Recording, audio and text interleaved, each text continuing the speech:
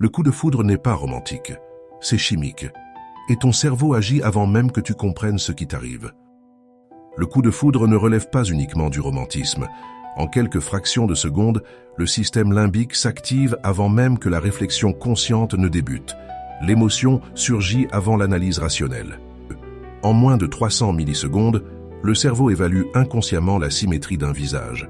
Cette analyse rapide est liée à des indices biologiques de santé et d'attractivité perçus. La dopamine inonde le circuit de la récompense. Cette molécule crée une sensation d'euphorie intense, proche des mécanismes observés dans certaines formes d'addiction comportementale. Le cœur s'accélère, les mains deviennent moites, l'adrénaline augmente brutalement, le corps réagit comme face à un danger, sauf qu'ici il s'agit d'une attraction romantique. L'ocytocine commence à circuler dès les premiers regards prolongés. Cette hormone favorise le sentiment d'attachement et renforce la sensation de connexion immédiate. Des études montrent qu'il suffit parfois de quelques centaines de millisecondes pour former une impression romantique durable. Le cerveau décide bien avant que nous en ayons conscience. La dilatation des pupilles est un signal biologique d'intérêt. Inconsciemment, nous détectons ces micro-variations et elles influencent notre perception d'attractivité. La phényléthylamine, molécule naturellement produite par le cerveau, amplifie l'excitation et cette sensation célèbre de papillon dans le ventre. Le cortex préfrontal, responsable de l'analyse critique, voit temporairement son activité diminuer. L'idéalisme prend le dessus sur l'évaluation rationnelle. Les zones activées dans le cerveau lors d'un coup de foudre ressemblent à celles stimulées par certaines substances euphorisantes. L'amour intense modifie réellement l'activité neuronale. L'odeur corporelle joue un rôle crucial. Les phéromones et la compatibilité immunitaire influencent inconsciemment l'attirance initiale entre deux individus. Le cerveau recherche inconsciemment une complémentarité génétique. Cette stratégie biologique favoriserait une descendance dotée d'un système immunitaire plus robuste. La voix influence fortement l'attirance. Son timbre, son rythme et sa tonalité activent des zones cérébrales liées au plaisir et à l'émotion. La similarité sociale augmente les chances qu'un coup de foudre évolue en relation stable. L'attirance initiale s'ancre plus facilement dans des valeurs partagées. Un environnement chargé d'émotions, comme une situation stressante ou excitante, peut intensifier l'attirance par augmentation d'adrénaline. Le cerveau peut confondre excitation contextuelle et attirance réelle. Ce phénomène, appelé mauvaise attribution de l'émotion, renforce parfois artificiellement le sentiment amoureux. La mémoire émotionnelle reconstruit souvent le souvenir du coup de foudre en l'amplifiant. Avec le temps, l'événement paraît encore plus intense qu'il ne l'était réellement. Des études montrent que deux personnes fortement attirées peuvent synchroniser inconsciemment leurs battements cardiaques et même leur respiration. Cette synchronisation physiologique renforce la sensation d'un lien profond et presque mystique. Le sourire active les neurones miroirs dans le cerveau. Lorsque nous voyons quelqu'un sourire sincèrement, notre cerveau reproduit intérieurement cette émotion, facilitant ainsi l'empathie et l'attachement rapide.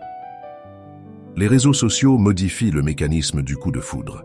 L'imagination précède parfois la rencontre réelle, créant une projection idéalisée qui influence fortement la perception initiale. L'attirance visuelle constitue souvent le point de départ. Pourtant, la beauté perçue ne garantit en rien une compatibilité émotionnelle ou psychologique sur le long terme. Le cerveau privilégie parfois des traits familiers rappelant des figures importantes de l'enfance. Ce phénomène inconscient influence subtilement nos préférences romantiques adultes. La rareté augmente l'intensité perçue. Lorsqu'une personne semble difficilement accessible, le circuit de la récompense s'active davantage, renforçant l'obsession naissante. L'effet de halo amplifie la perception positive globale à partir d'un seul trait séduisant. Une qualité remarquable peut influencer l'ensemble de notre jugement. Le système dopaminergique renforce la motivation à revoir la personne aimée. L'anticipation d'une nouvelle rencontre devient une source intense de plaisir. L'absence peut paradoxalement intensifier le désir. L'anticipation stimule davantage le cerveau que la présence constante, renforçant l'attachement. L'imagerie cérébrale montre une diminution de l'activité dans les zones liées au jugement social, ce qui explique l'idéalisation parfois excessive. La posture corporelle influence inconsciemment l'attractivité. Une position ouverte et confiante envoie des signaux de sécurité et de stabilité. Le rire partagé augmente rapidement la proximité émotionnelle. Il libère des endorphines qui renforcent le sentiment de connexion. Les émotions intenses favorisent l'encodage mémoriel. Le souvenir du premier regard reste gravé avec une précision surprenante. Un contact physique léger, comme frôler une main, déclenche une libération accrue d'ocytocine. Ce simple geste peut profondément renforcer l'attachement naissant. Au début d'une relation, le cerveau idéalise davantage l'autre. Les défauts sont minimisés, tandis que les qualités sont amplifiées par les mécanismes émotionnels. Le manque de sommeil peut intensifier les réactions émotionnelles. Un cerveau fatigué régule moins bien les impulsions affectives, augmentant l'intensité ressentie. Un environnement romantique influence la perception. Lumière tamisée, musique douce et ambiance intime amplifient l'attirance ressentie. Un rythme cardiaque accéléré peut être interprété comme de l'amour. Le cerveau attribue parfois l'excitation physiologique à la personne présente. La familiarité augmente l'attraction. Plus nous sommes exposés à un visage, plus il devient rassurant et attirant. Le cerveau recherche inconsciemment des signaux de réciprocité. Un simple signe d'intérêt peut déclencher une cascade hormonale. Les différences culturelles influencent l'expression du coup de foudre, mais les mécanismes neurobiologiques fondamentaux restent universels. L'imprévisibilité stimule la dopamine. Une personne mystérieuse active davantage le système de récompense. Les hormones du stress peuvent amplifier l'attirance. Dans certaines situations intenses, le cerveau associe danger et excitation. Un regard prolongé augmente l'intimité perçue. Quelques secondes supplémentaires suffisent à créer une connexion plus profonde.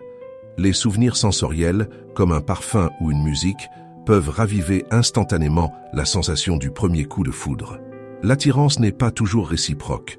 Le cerveau peut s'emballer même si l'autre personne ne partage pas les mêmes émotions. Le cerveau privilégie inconsciemment les signaux de jeunesse et de vitalité, souvent associés à la santé et à la fertilité. Nos expériences passées façonnent nos préférences. Les relations antérieures influencent les déclencheurs émotionnels futurs. L'imagination comble les zones inconnues. Nous projetons inconsciemment nos désirs sur la personne idéalisée. La musique romantique stimule les émotions et peut favoriser l'attirance en amplifiant l'ambiance affective.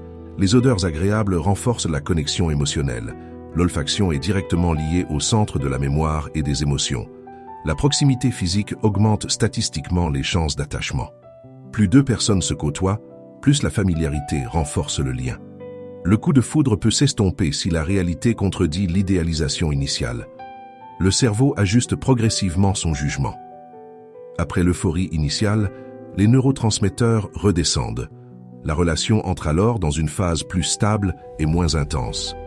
L'attirance physique ne prédit pas nécessairement la durabilité d'une relation. La compatibilité émotionnelle devient alors déterminante. Le cerveau associe amour et récompense.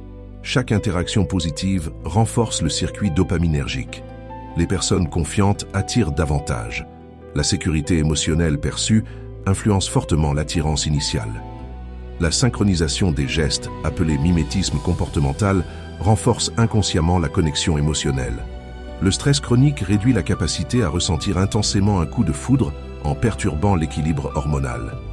L'attirance mutuelle augmente la production d'endorphines, procurant une sensation de bien-être et de sécurité. Les pupilles dilatées signalent inconsciemment l'intérêt. Ce micro-signe biologique influence la perception mutuelle. Le mystère stimule l'imagination. L'inconnu alimente le désir en activant la curiosité cérébrale. Les micro-expressions révèlent l'intérêt amoureux avant même les mots. Le cerveau capte ces signaux subtils. La nouveauté déclenche une forte activation dopaminergique. Une rencontre inattendue stimule intensément le système de récompense. Le cerveau comble les zones inconnues par projection. Il imagine des qualités parfois inexistantes. Les périodes de transition de vie augmentent la probabilité de coup de foudre, car le cerveau recherche activement du changement. L'intensité initiale n'est pas synonyme de compatibilité durable. L'émotion forte ne remplace pas l'équilibre relationnel. Après une séparation, le cerveau romantise souvent le souvenir du coup de foudre, amplifiant les moments positifs. Les hormones sexuelles influencent la sensibilité à l'attirance, variant selon les cycles biologiques et l'âge. La peur partagée peut renforcer la connexion. L'émotion intense crée un souvenir commun puissant. L'humour augmente l'attrait perçu. Rire ensemble renforce le lien social et affectif. Une attirance rapide peut masquer des incompatibilités profondes. L'émotion initiale ne révèle pas toujours la réalité complète. Le coup de foudre est un phénomène neurobiologique réel, mais sa durabilité dépend ensuite de facteurs psychologiques, sociaux et émotionnels complexes qui dépassent l'instant magique initial. Ne laisse plus ton cerveau décider dans l'ombre. Abonne-toi, active la cloche et découvre chaque semaine ce que la science révèle sur ta propre vie.